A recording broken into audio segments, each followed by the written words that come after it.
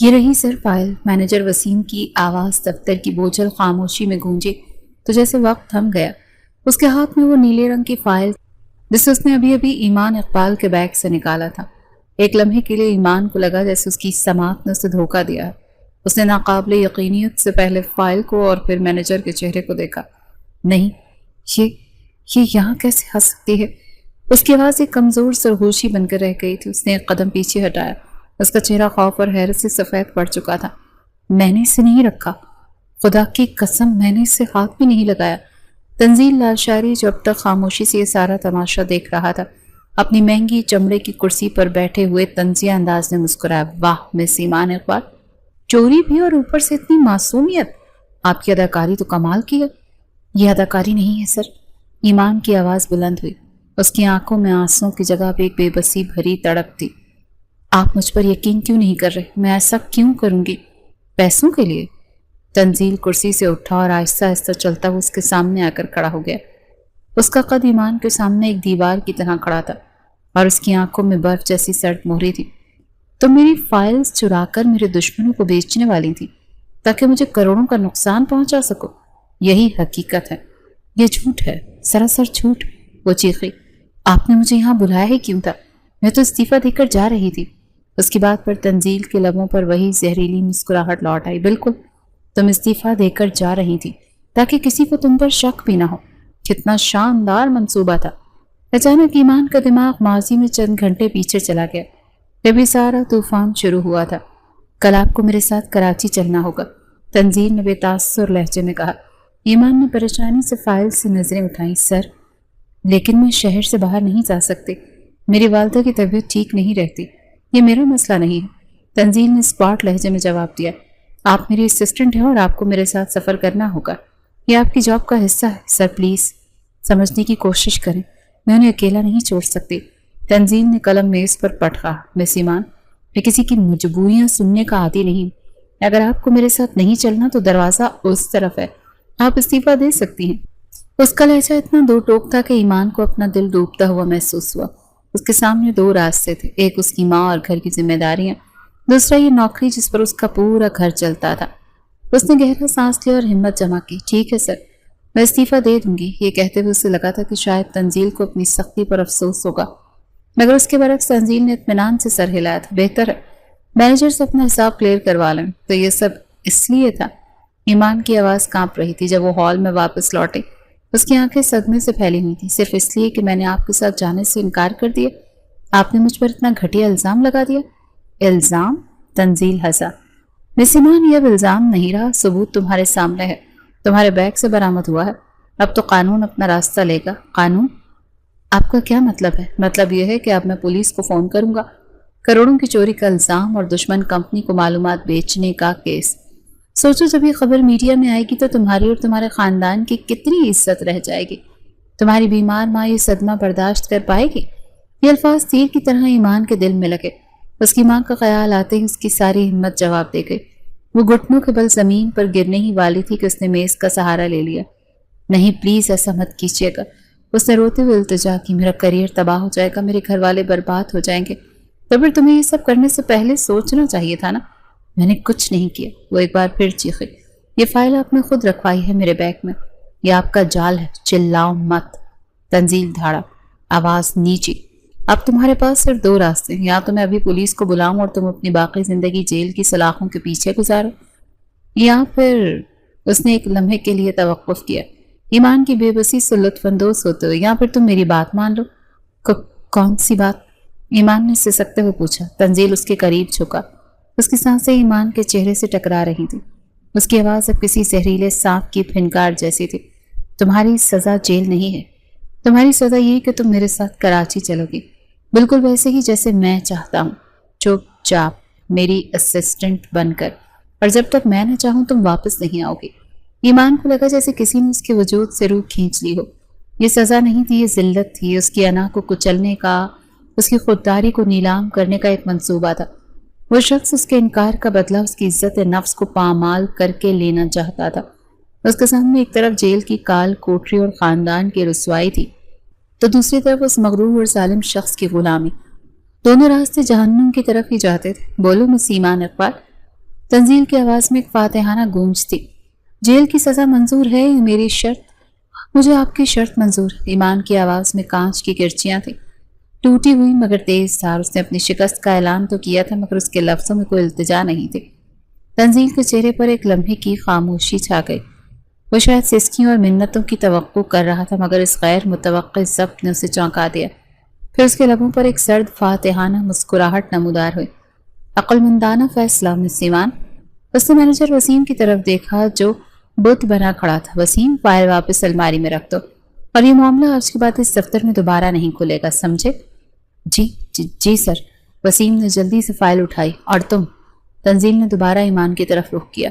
تم اب جا سکتی ہو، کل صبح ٹھیک 8 بجے تیار رہنا، میں خود آؤں گا۔ اور یہ بات اپنے ذہن میں بٹھا لو کہ یہ کوئی تفریحی سفر نہیں، یہ تمہاری سزا کی پہلی قسط ہے۔ ایمان نے کوئی جواب نہیں دیا۔ اس نے اپنا خالی بیگ اٹھایا، ایک آخری نفرت بھری نگاہ تنزیل پر ڈالی اور کمرے سے باہر نکل گئی۔ اس کے قدموں میں اب بے بسی نہیں بلکہ خاموش غصے کی سختی تھی۔ گھر پہنچی تو اس کی ماں جائے نماز پر بیٹھی اس کے لیے دعائیں کر رہی تھی۔ اسے صحیح سلامت دیکھ کر اس کی جان میں جان آئی۔ آ گئی میری بچی؟ اٹھ کر اس کے پاس آئی۔ خیریت تو ہے؟ وسیم صاحب کا فون آیا تھا کہ اس سر نے تمہیں روکا ہوا ہے۔ میرا دل تو جیسے حلق میں ہی آ گیا۔ ایمان نے زبردستی اپنے لبوں پر مسکراہٹ سجائی۔ امی، کچھ نہیں ہوا، بس کام تھوڑا زیادہ تھا، آپ پریشان نہ ہو۔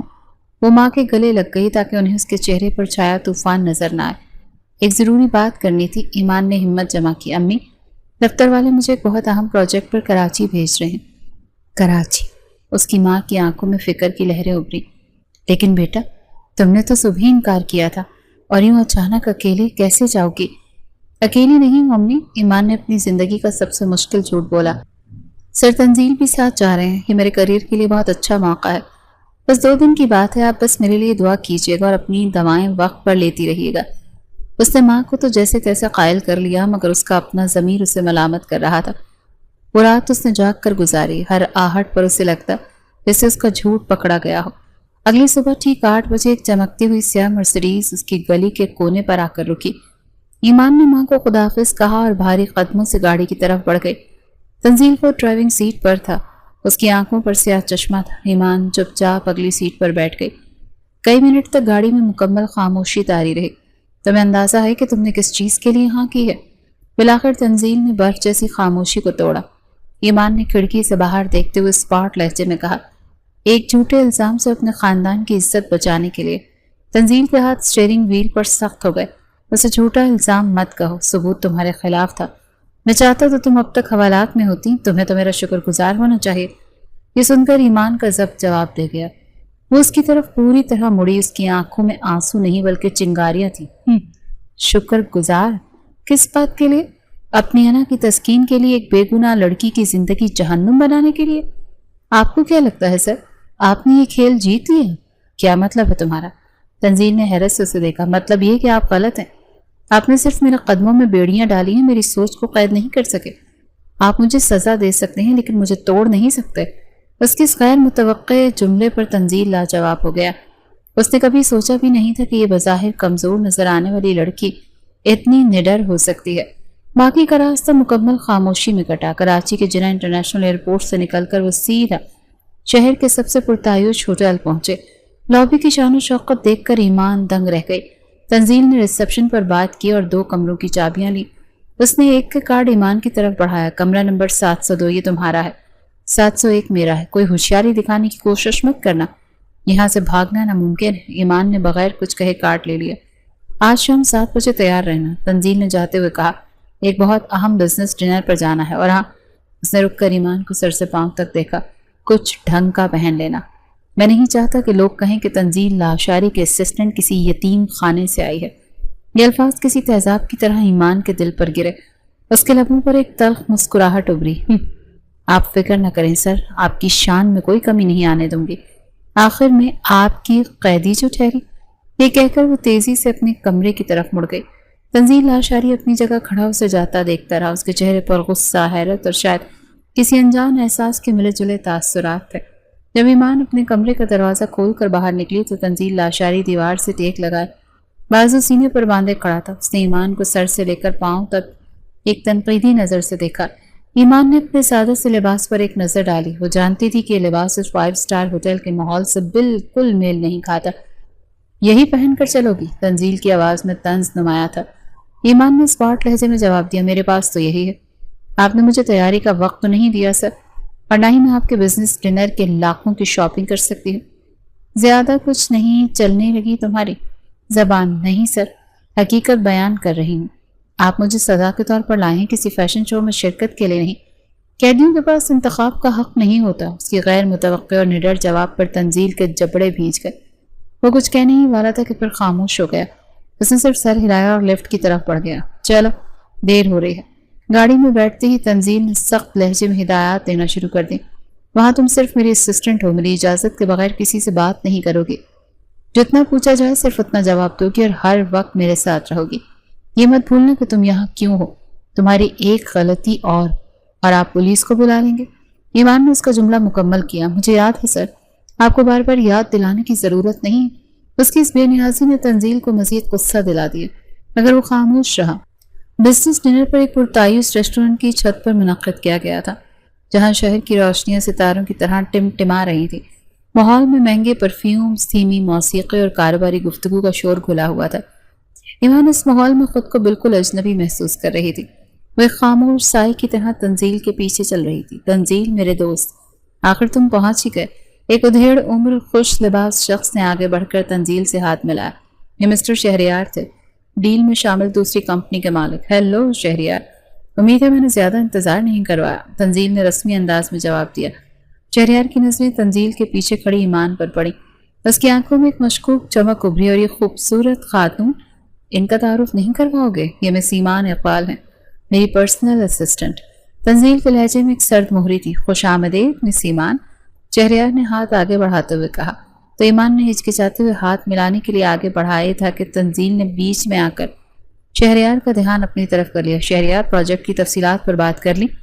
یہ سب اتنی تیزی سے ہوا کہ ایمان کو سمجھ ہی نہیں آیا کہ اس کا ہاتھ ہوا میں کیوں معلق رہ گیا. ڈنر کے دوران شہریار بار بار ایمان سے مخاطب ہونے کی کوشش کرتا. تو مس ایمان، آپ کب سے تنزیل کے ساتھ کام کر رہی ہیں؟ یہ شخص اپنے ملازمین پر بہت سختی کرنے کے لیے مشہور ہے. شہریار نے مسکراتے ہوئے پوچھا. اس سے پہلے کہ ایمان جواب دیتی، تنزیل بول پڑا. میرے ملازمین محنتی ہیں شہریار، اور وہ فضول باتوں میں وقت ضائع نہیں کرتے.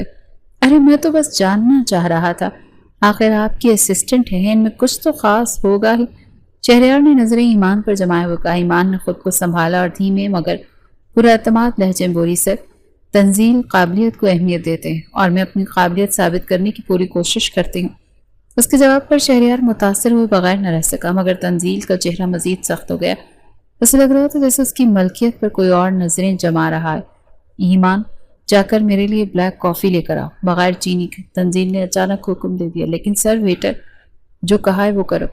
اس کی آواز میں ایسی کاٹ تھی کہ ایمان چپ چاپ اٹھ کر کاؤنٹر کی طرف بڑھ گئی. اسے محسوس ہو رہا تھا جیسے تنزیل جان بوجھ کر اب اسے سب کے سامنے ذلیل کر رہا ہے.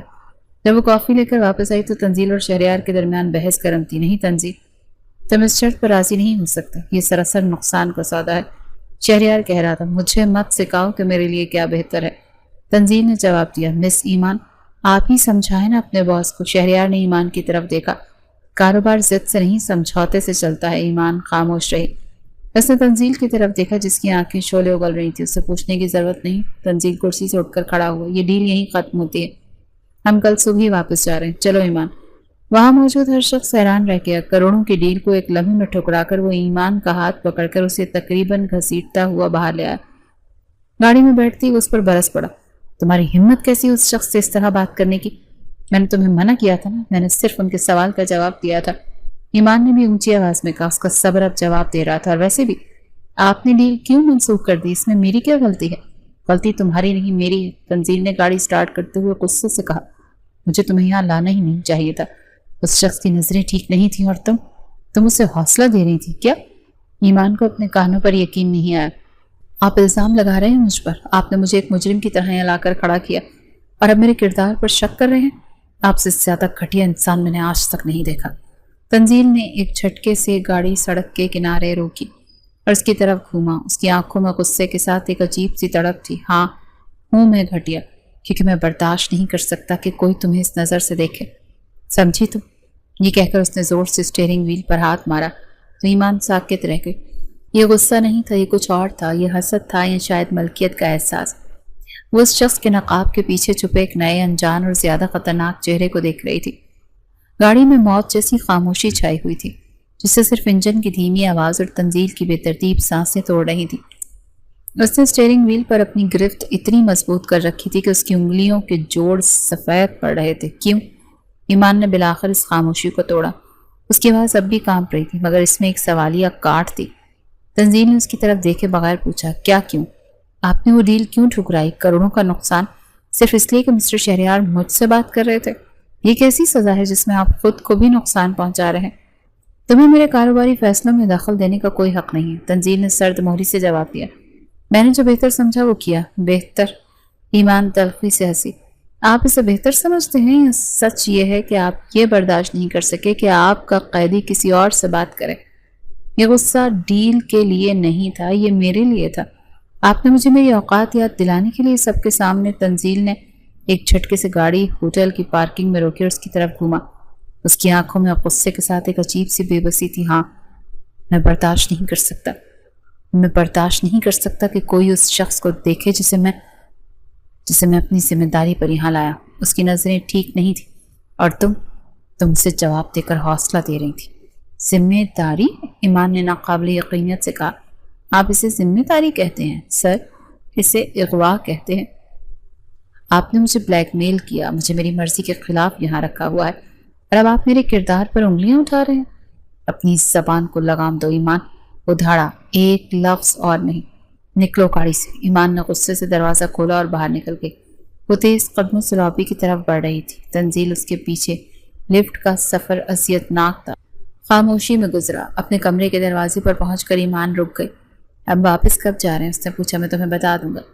یہ کہہ کر تنزیل اپنے کمرے میں چلا گیا اور دروازہ بند کر دیا۔ ایمان اپنے کمرے میں آ کر بستر پر گر گئی۔ اس کا دماغ سن ہو رہا تھا۔ یہ شخص ایک معمہ تھا، کبھی وہ ایک ظالم اور بے رحم کاروباری لگتا تھا اور کبھی اس کا رویہ ایک ایسے شخص کا ہوتا تھا جو اپنی ملکیت کو لے کر انتہائی حساس ہو۔ وہ کیا چاہتا تھا؟ صرف سزا دینا؟ جس کے پیچھے کوئی اور مقصد چھپا تھا؟ اگلی صبح وہ اسی الجھن میں بیدار ہو۔ اس نے سوچا کہ شاید آج واپسی کا دن ہوگا۔ اس نے اپنا مختصر سامان باندھا اور تنزیل کو فون کرنے کا سوچا، لیکن پھر رک گئی۔ وہ اس شخص سے بات کرنے نہیں چاہتی تھی۔ کچھ دیر بعد اس کے کمرے کے دروازے پر دستک ہوئی۔ اس نے دروازہ کھولا تو سامنے تنزیل کھڑا تھا۔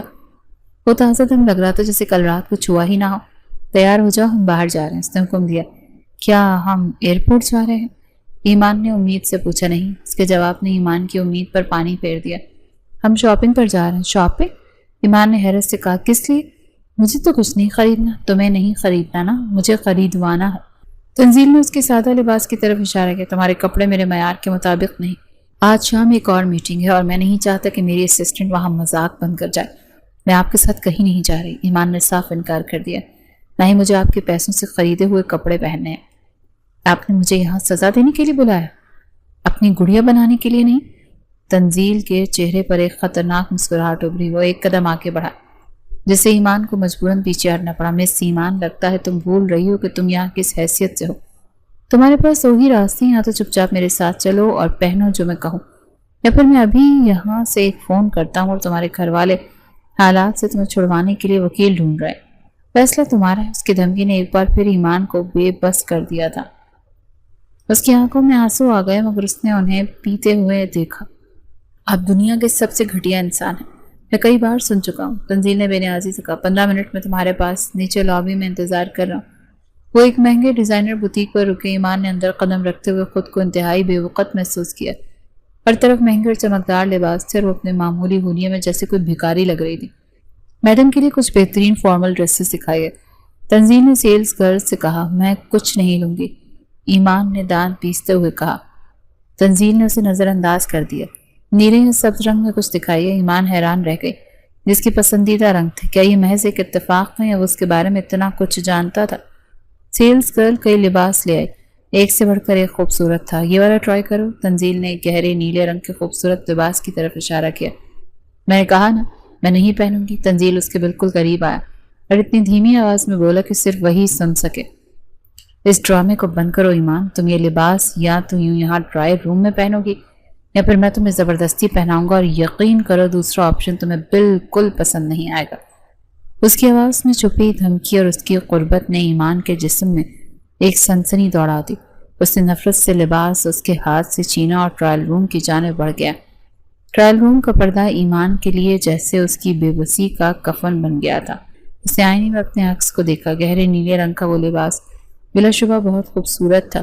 اس پر ایسے جچ رہا تھا جیسے اسی کے لیے بنا ہو، مگر ایمان کو لگا جیسے اس نے ریشم نہیں، کانٹوں بھری جھاڑیاں پہن لی ہوں۔ ہر دھاگا اسے تنزیل کی زبردستی اور اپنی مجبوری کا تانا دے رہا تھا۔ اس نے گہرا سانس لیا اور آنسوں کو حلق میں اتارا اور پردہ ہٹا کر باہر آ گئی۔ تنزیل لاشاری فون پر مصروف تھا، مگر جیسے ہی ایمان باہر نکلی اس کی نظریں اٹھیں اور فوراً سے جم گئیں۔ ایک لمحے کے لیے اس کے چہرے کے سارے تاثرات غائب ہو گئے۔ الفاظ اس کے ہونٹوں پر ہی جیسے منجمد ہو گئے۔ اس کی آنکھوں میں نہ غصہ تھا نہ طنز، بلکہ ایک ایسی گہرائی تھی ناقابل فہم چمک تھی اور جسے ایمان پڑھنے سے قاصر تھی۔ یہ خاموشی چند سیکنڈ پر محیط رہی، مگر ایمان کو لگا جیسے صدیاں بیت گئی ہیں۔ ٹھیک ہے، بالآخر تنزیل نے خود کو سنبھالتے ہوئے کہا۔ اس کا لہجہ دوبارہ اسپاٹ ہو چکا تھا۔ اسے پیک کروا دیں۔ آپ کو اپنی پسند مل گئی سر؟ ایمان نے تلخی سے پوچھا۔ اب آپ کی انا کو تسکین مل گئی ہوگی۔ اسے میری انا نہیں، میری ضرورت سمجھو۔ تنزیل نے سیلز گرل کو ادائیگی کا اشارہ کرتے ہوئے کہا، تم میری نمائندگی کر رہی ہو اور میں نہیں چاہتا کہ میری نمائندگی کوئی ایسے کرے جسے دیکھ کر لوگوں کو ترس آئے۔ ترس تو مجھے آپ کی سوچ پر آ رہا ہے سر، ایمان نے دھیمی مگر واضح لہجے میں کہا۔ آپ کپڑوں اور قیمتوں سے انسان کی اوقات کا اندازہ لگاتے ہیں۔ اور اس سے پہلے کہ تنزیل کوئی جواب دیتا سیلز گرل شاپنگ بیگ لے کر آئی۔ تنزیل نے بیگ ایمان کی طرف بڑھا۔ پکڑو اسے اور چلو۔ ایمان نے بیگ لینے سے انکار کر دیا۔ آپ نے خریدا ہے، آپ ہی اٹھائیں، میں آپ کی قیدی ہو سکتی ہوں، کولی نہیں۔ اس کی مسلسل نافرمانی پر تنزیل کے صبر کا پیمانہ لبریز ہو رہا تھا، مگر سب کے سامنے تماشا کرنے کے بجائے اس نے خود بیگ اٹھایا اور خاموشی سے باہر کی طرف چل پڑا۔ گاڑی میں بیٹھنے کے بعد ایمان نے سوچا کہ وہ واپس ہوٹل جائیں گے، مگر تنزیل نے گاڑی ایک انجانی سمت موڑ دی۔ ہم کہاں جا رہے ہیں؟ ایمان نے پوچھا۔ ایک ایسی جگہ جہاں شاید تمہارے دماغ کو کچھ سکون ملے، تنزیل نے مختصر جواب دیا۔ اسے ساحل سمندر پر بنے ایک پرسکون کیفے میں لے آیا۔ یہاں زیادہ بھیڑ نہیں تھی۔ سمندر کی لہروں کو شور اور ٹھنڈی ہوا نے ماحول کو پراسرار بنا رکھا تھا۔ یہاں کیوں لائے ہیں؟ ایمان نے ایک میز پر بیٹھتے ہوئے پوچھا۔ کیونکہ میں تم سے بات کرنا چاہتا ہوں، تنزیل نے اس کی آنکھوں میں دیکھتے ہوئے کہا۔ ہوٹل کی دیواروں میں نہیں، کس بارے میں؟ آپ کے اگلے حکم کے بارے میں یا کوئی نئی دھمکی دے رہی ہیں؟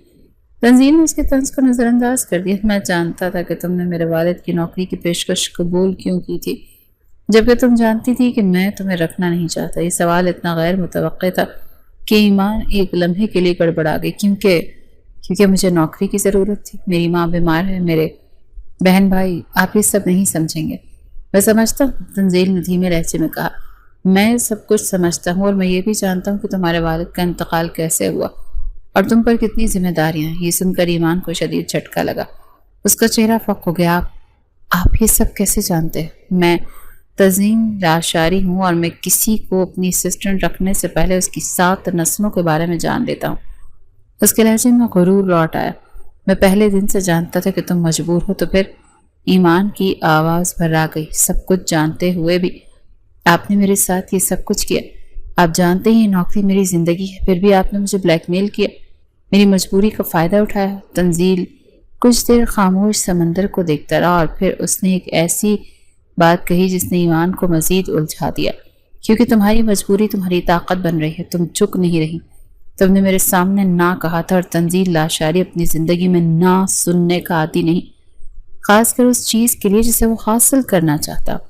تو یہ سب آپ کی ضد تھی، آپ کی انا کا مسئلہ تھا؟ شاید، تنزیل نے مبہم سے جواب دیا، یا شاید کچھ اور۔ اس سے پہلے کہ ایمان مزید کچھ پوچھتی، تنزیل کا فون بج اٹھا۔ اسکرین پر سکندر لاشاری کا نام چمک رہا تھا۔ تنزیل کا چہرہ فوراً بدل گیا۔ اس پر دوبارہ وہی کاروباری سنجیدگی اور سرد مہری چھا گئی۔ جی بابا، اس نے فون اٹھایا۔ دوسری طرف سے کچھ کہا گیا جسے ایمان سن نہ سکی۔ آپ فکر نہ کریں، سب کچھ منصوبے کے مطابق ہی ہو رہا ہے، تنزیل نے جواب دیا۔ نہیں، اسے ابھی تک کچھ بھی شک نہیں ہوا، وہ بالکل ویسا ہی کر رہی ہے جیسے میں چاہتا ہوں۔ یہ الفاظ سن کر ایمان کے پیروں تلے سے زمین نکل گئی۔ منصوبہ؟ کیسا منصوبہ؟ تو کیا یہ شاپنگ، یہ ساحل سمندر پر لانا، یہ ہمدردی بھری باتیں سب ایک پہلے سے طے شدہ ڈرامے کا حصہ تھا؟ اسے ابھی تک کچھ شک نہیں ہوا تھا، وہ بالکل ویسا ہی کر رہی تھی جیسا میں چاہتا ہوں۔ تنزیل کے یہ الفاظ کسی پگھلے ہوئے شیشے کی طرح ایمان کے کانوں میں اترے، اس کا دماغ سن ہو گیا، دل کی دھڑکن جیسے ایک لمحے کے لیے رک گئی۔ منصوبہ؟ کیسا منصوبہ؟ تو کیا اس کا شک صحیح تھا؟ یہ ہمدردی بھری باتیں، یہ ساحل پر لانا، یہ سب ایک پہلے سے طے شدہ ڈرامے کا حصہ تھا۔ وہ ایک اداکارہ تھی جسے اپنے کردار کا علم ہی نہیں تھا، اور تنزیل اسے کھیل کا ڈائریکٹر تھا۔ تنزیل نے فون بند کیا اور اسے اپنی جیب میں رکھا۔ اس نے ایمان کی طرف دیکھا جیسے اس کا چہرہ کسی سفید پتھر کی طرح تاثر ہو چکا تھا۔ کیا ہوا؟ کہاں کھو گئی؟ تنزیل نے معمول کے لہجے میں پوچھا، جیسے کچھ ہوا ہی نہ ہو۔ اس کا یہ پرسکون انداز ایمان کو اندر تک جلا گیا۔ اس نے اپنی ساری ہمت مجتمع کی۔ ایک منصوبہ سر؟ اس کی آواز اتنی سرد تھی کہ تنزیل چونک گیا، کیونکہ اسے منصوبے کی بات ہو رہی تھی۔ تنزیل کے چہرے پر ایک لمحے کے لیے ایسا تاثر ابھرا جیسے اسے رنگے ہاتھوں پکڑ لیا گیا، مگر اس نے فوراً خود کو سنبھال لیا۔ تم نے کچھ سنا؟ شاید تمہیں غلط فہمی ہوئی، میں بزنس کی بات کر رہا تھا۔ غلط فہمی؟ ایمان تلخی سے مسکرائی۔ میں نے بالکل صاف سنا ہے سر، اسے ابھی تک کچھ شک نہیں ہوا۔ یہ الفاظ بزنس کے تو نہیں ہیں۔ کس سے اس کی بات ہو رہی تھی؟ مجھے بتائیں نا۔ اپنی آواز نیچی رکھو، تنزیل نے ارد گرد دیکھتے ہوئے سخت لہجے میں کہا۔ یہاں تماشا کھڑا کرنے کی ضرورت نہیں، تماشا تو آپ نے میری زندگی کا بنایا ہوا ہے۔ ایمان کی آواز بلند ہوئی۔ پہلے مجھ پر چوری کا الزام لگایا، پھر مجھے بلیک میل کر کے یہاں لائے، اور اب پتہ چل رہا ہے کہ یہ سب کچھ ایک منصوبہ تھا۔ کیوں؟ آخر آپ چاہتے کیا ہیں مجھ سے؟ تنزیل نے غصے سے اپنے میز پر ہاتھ مارا۔ میں نے کہا تھا نا خاموش ہو جاؤ، چلو یہاں سے۔ وہ اٹھ کھڑا ہوا اور ایمان کا بازو پکڑ کر اسے تقریباً گھسیٹتے ہوئے گاڑی کی طرف لے گیا۔ گاڑی میں بیٹھتے ہی ایمان نے اپنا بازو چھڑوایا۔ مجھے جواب چاہیے تنزیل لاشاری، آج آپ کو بتانا ہوگا کہ یہ سب ہو کیا رہا، ورنہ میں قسم کھاتی ہوں کہ میں یہاں سے سیدھا پولیس اسٹیشن جاؤں گی اور انہیں بتاؤں گی کہ آپ نے مجھے اغوا کیا۔ ایمان کی آنکھوں میں اب خوف نہیں تھا، بلکہ ایک ایسی ضد تھی جس نے تنزیل کو اپنے ایک لمحے کے لیے خاموش کروا دیا۔ اسے اندازہ ہو گیا تھا کہ اب بات دھمکیوں سے آگے بڑھ چکی ہے۔ اس نے گہرا سانس لیا، اسٹیئرنگ وہیل کو گھورتے ہوئے بولا، ہاں یہ ایک منصوبہ ہے۔ اس کے اعتراف نے ایمان کو ساکت کر دیا۔ لیکن وہ منصوبہ میرا نہیں تھا، تنزیل نے مزید اس سے کہا۔ یہ میرے والد سکندر لاشاری کا ہے۔ کیا مطلب؟ ایمان کو اپنے کانوں پر یقین ہے۔ سکندر انکل؟ لیکن انہوں نے تو مجھے نوکری دی تھی، وہ تو بہت اچھے ہیں۔ وہی تو مسئلہ ہے، تنزیل کے لہجے میں ایک عجیب سی تلخی تھی۔ وہ تمہیں اس دفتر میں لائے، انہوں نے ہی تمہیں میری اسسٹنٹ بنایا، اور اب وہی چاہتے ہیں کہ تم میرے قریب رہو۔ قریب رہو؟ لیکن کس لیے؟ میں ان کی منطق نہیں سمجھ پا رہی۔ کیونکہ میری شادی کروانا چاہتے ہیں۔ تنزیل نے ایک جھٹکے سے اس کی طرف دیکھا۔ تم سے یہ الفاظ نہیں تھے جیسے کوئی ایٹم بم تھا ایمان کے وجود پر گرا۔ اس کا منہ کھلا کا کھلا رہ گیا۔ مجھ سے؟ لیکن کیوں؟ میں؟ میری اوقات اور آپ؟ یہی سوال میں نے اس سے 1000 بار پوچھا۔ تنزیل نے دوبارہ سامنے دیکھتے ہوئے کہا، مگر وہ کسی کی نہیں سنتے۔ انہیں لگتا ہے کہ تم میرے بہترین ہو، ایک سادہ مجبور اور قابل لڑکی جو ان بگڑے ہوئے بیٹے کو سیدھے راستے پر لے آئے گی۔ ایمان کا سر چکرا رہا تھا۔ یہ سب اتنا ناقابل یقین تھا کہ اسے لگا کہ کوئی برا خواب دیکھ رہی ہے۔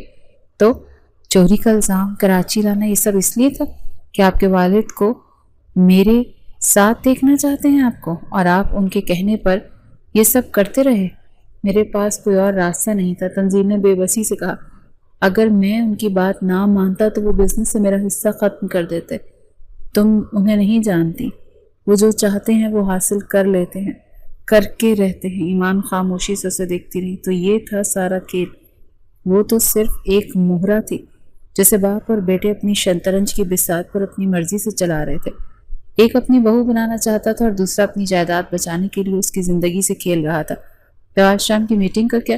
ایمان نے پوچھا۔ وہ بھی اس منصوبے کا حصہ ہے، تنزیل نے جواب دیا۔ وہاں میرے والد کے کچھ کاروباری دوست آ رہے ہیں، وہ تمہیں میرے ساتھ دیکھنا چاہتے ہیں، یہ ثابت کرنے کے لیے کہ ان کا منصوبہ کام کر رہا ہے۔ گاڑی ہوٹل کے سامنے رک چکی تھی۔ ایمان نے جواب نہیں دیا، وہ چپ چاپ گاڑی میں بیٹھی اور اپنے کمرے میں چل پڑی۔ تنزیل اسے جاتے ہوئے دیکھتا رہا۔ اسے لگا کہ شاید اس نے سچ بتا کر ایمان کا غصہ کم کر دیا، مگر وہ غلط تھا۔ کمرے میں آ کر ایمان نے دروازہ بند کیا اور آئینے کے سامنے کھڑی ہو گئی۔ اس کی آنکھوں میں آنسو نہیں تھے، آنسو تو بے بسی پر آتے ہیں۔ اب اس کے اندر بے بسی کی جگہ ایک سرد آگ دہک رہی تھی۔ وہ ایک مہرہ نہیں تھی، وہ ایمان اقبال تھی، اور اگر سکندر لاشاری اور تنزیل لاشاری شطرنج کے کھلاڑی تھے تو اب وہ بھی یہ کھیل کھیلنا سیکھے گی۔ اس نے وہ شاپنگ بیگ اٹھایا اور اس میں سے وہ نیا لباس نکالا۔ آج شام وہ یہ لباس ضرور پہنے گی، مگر تنزیل لاشاری کی قیدی یا سکندر لاشاری کی پسند بن کر نہیں۔ وہ وہاں ایک کھلاڑی بن کر جائے گی جو اس کھیل کے اصول اپنے لیے خود بنائے گی۔ شام کی میٹنگ کے لیے تیار ہوتے ہوئے ایمان نے آئینے میں اپنے عکس کو دیکھا۔ وہ نیلے رنگ کا لباس اب اس کے کانٹوں کی طرح نہیں چبھ رہا تھا، بلکہ ایک ذرے کی طرح محسوس ہو رہا تھا۔ وہ اسے آنے والی جنگ کے لیے تیار کر رہی تھی۔ اس نے فیصلہ کر لیا تھا کہ وہ سکندر لاشاری یا تنزیل لاشاری کی کٹ پتلی نہیں بنے گی۔ آج رات وہ اس کھیل کے اصول خود لکھے گی۔ جب وہ کمرے سے باہر نکلی تو تنزیل اس کا منتظر تھا۔ اس نے ایمان کو دیکھا اور ایک لمحے کے لیے خاموش رہ گیا۔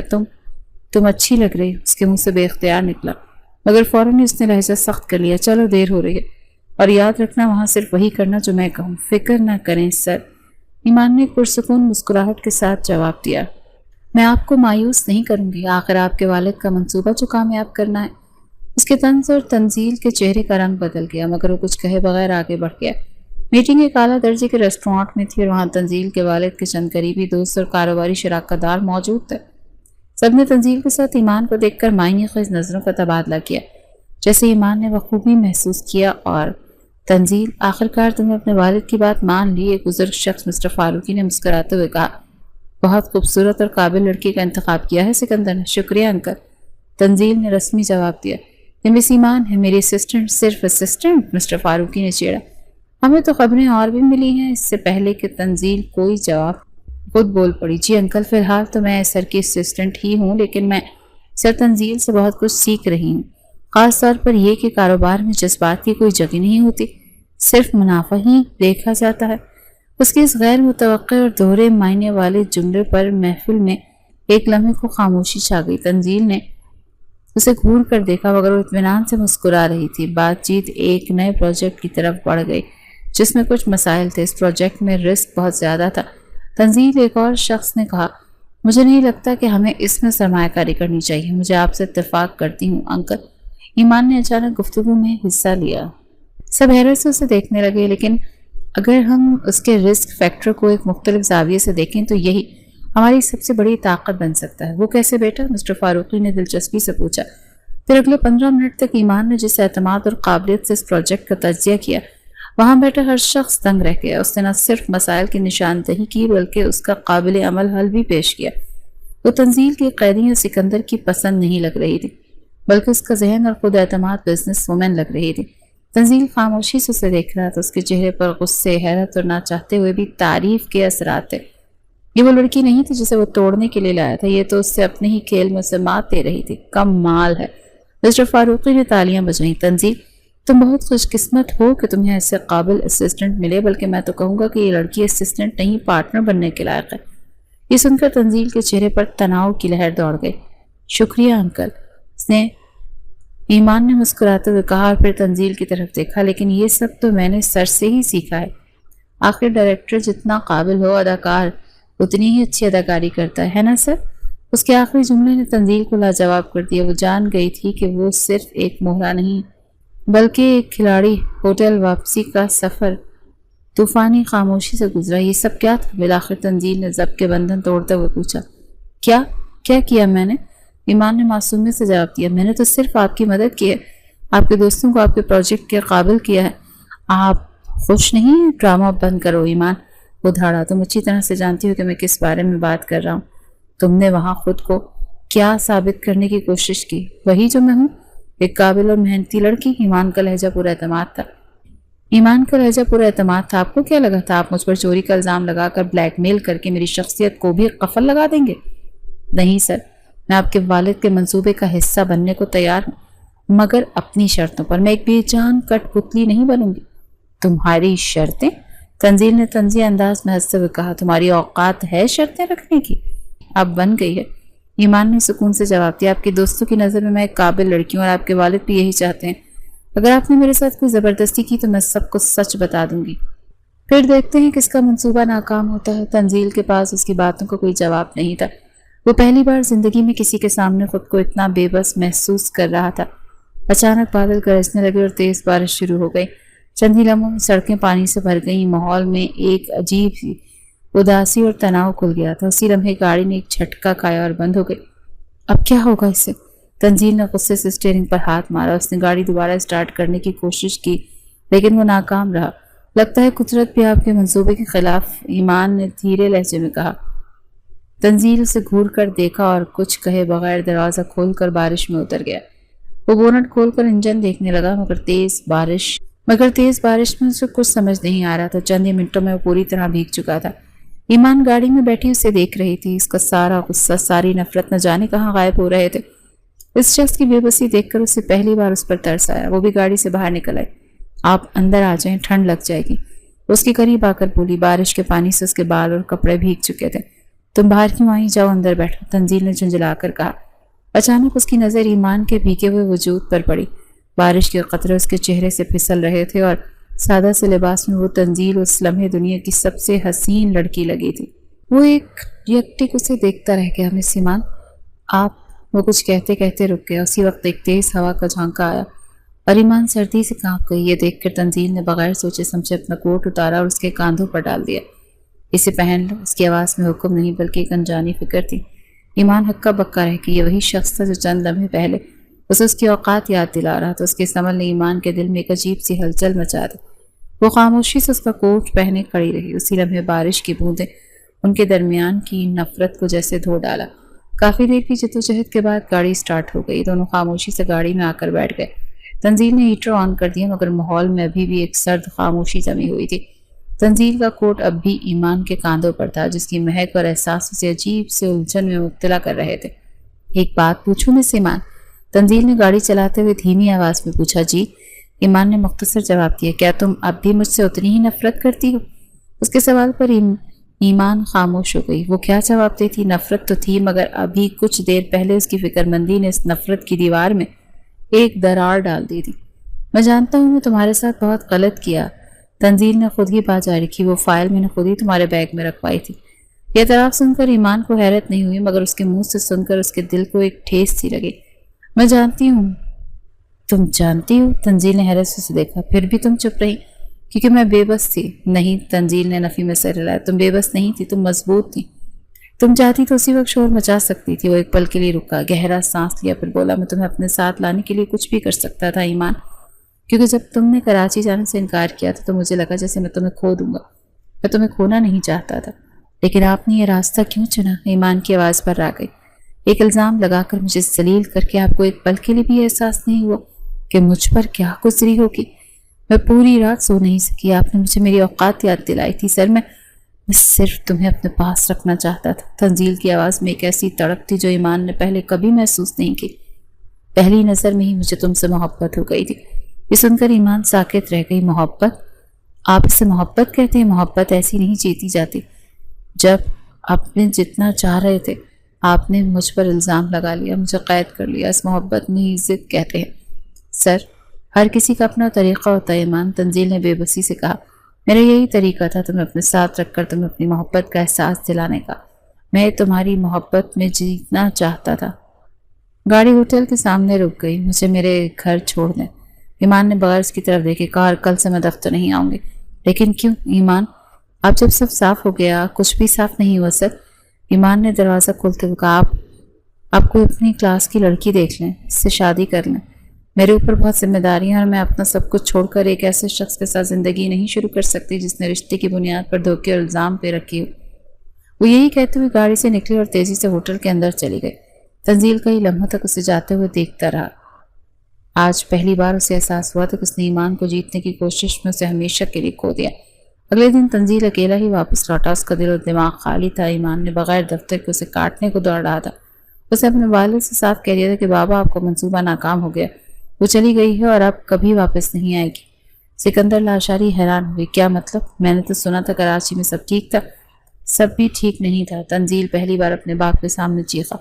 میں نے آپ کے کہنے پر اس کی زندگی جہنم بنا دی اور ابھی کچھ دیر پہلے نفرت کرتی تھی، لیکن میں اس سے محبت کرتا ہوں بابا، سچی محبت، اور اب میں اسے اپنے طریقے سے نہیں بلکہ طریقے سے اپنے حاصل کروں گا، عزت اور حق کے ساتھ۔ یہ کہہ کر وہ وہاں سے نکل گیا۔ اگلے دن ایمان کے گھر کے دروازے پر دستک ہوئی۔ اس نے دروازہ کھولا تو سامنے تنزیل کے والدین سکندر لاشاری اور ان کی بیگم کو کھڑے پایا۔ ایمان حیران رہ گئی۔ ہم تمہارا رشتہ لینے آئے ہیں بیٹی، تنزیل کی ماں نے محبت سے کہا تو ایمان نے صاف انکار کر دیا۔ میں معافی چاہتی ہوں آنٹی، لیکن مجھے نہ تو کسی کا احسان چاہیے اور نہ ہی طرز کھا کر کسی امیر گھر میں شادی کرنی ہے۔ میں اپنی کلاس جانتی ہوں اور میں وہیں خوش ہوں۔ جب یہ بات تنزیل کو پتہ چلی تو وہ دیوانہ وار گاڑی سے چلتا ہوا اس کے وقت ایمان کے گھر پہنچا۔ دروازہ ایمان نہیں کھولا اور سامنے سے دیکھ کر وہ چونک گئی۔ وہ بغیر اجازت کے اندر چلا آیا۔ آپ یہاں کیوں آئے؟ صرف یہ دیکھنا ہے کہ کسی کا دل توڑ کر تمہیں کتنی خوشی محسوس ہوتی ہے۔ تنزیل کی آواز میں درد تھا۔ اس میں کسی کا دل نہیں توڑا، ایمان نے معصومیت سے کہا۔ تنزیل نے ایک پل میں اسے کاندھوں سے پکڑ کر اپنی طرف کھینچا۔ اور میرے لیے میں جھانک کر دیکھو کتنا ٹوٹا ہے کہ میں نے کبھی کسی سے محبت نہیں کی۔ تم پہلی اور آخری لڑکی ہو جس سے محبت ہوئی۔ اگر تم مجھ سے شادی نہیں کرو گی تو میں زندہ نہیں رہوں گا۔ اس کی آنکھوں میں آنسو اور آواز میں ایسی سچائی تھی کہ ایمان کا دل پگھل گیا۔ اسے پہلی بار یقین آیا کہ یہ کوئی ڈرامہ نہیں بلکہ سچی محبت تھی۔ اسے روتے ہوئے ہاں میں سر ہلا دیا۔ آج وہ دلہن بنی تنزیل لاشاری کے پہلو میں بیٹھی تھی۔ نکاح ہو چکا تھا اور پورا ہال خوشیوں سے گونج رہا تھا۔ تنزیل نے ایک نظر اپنے قریب بیٹھی خوبصورت لڑکی پر ڈالی جو اس کی بیوی بن چکی تھی۔ اس نے ایمان کے کان میں سرگوشی کی، محبت مل جائے تو انسان خود کو کتنا خوش نصیب سمجھتا ہے نا؟ اور محبت میں وہ جو انتہائی ضدی اور کھڑوس ہو۔ ایمان نے مسکراتے ہوئے اسے کوہنی ماری۔ اتنا بھی نہیں، تنزیل نے ہنستے ہوئے کہا۔ ویسے محبت تو میں بھی کرتی تھی مگر ڈرتی تھی کہ کہیں اور کوئی چوری کا الزام نہ لگا دے۔ چوری تو تم نے کی ہے، تنزیل نے سنجیدگی سے کہا۔ کون سی چوری؟ ایمان نے حیرت سے پوچھا۔ میرا دل چرایا ہے تم نے، اسے محبت سے کہا، اور اس کی سزا تمہیں عمر قید ہو گئی میرے ساتھ۔ اچھا جی۔ اس بات پر دونوں نے ایسا بلند قہقہ لگایا کہ پورا ہال ان کی خوشی میں شریک ہو گیا۔ کچھ دنوں بعد ایمان نے دوبارہ دفتر جوائن کیا، لیکن اب کی بار وہ تنزیل کی اسسٹنٹ ایمان بلکہ ایمان تنزیل لاشاری بن کر آئی تھی، اس دفتر کی مالک بن کر۔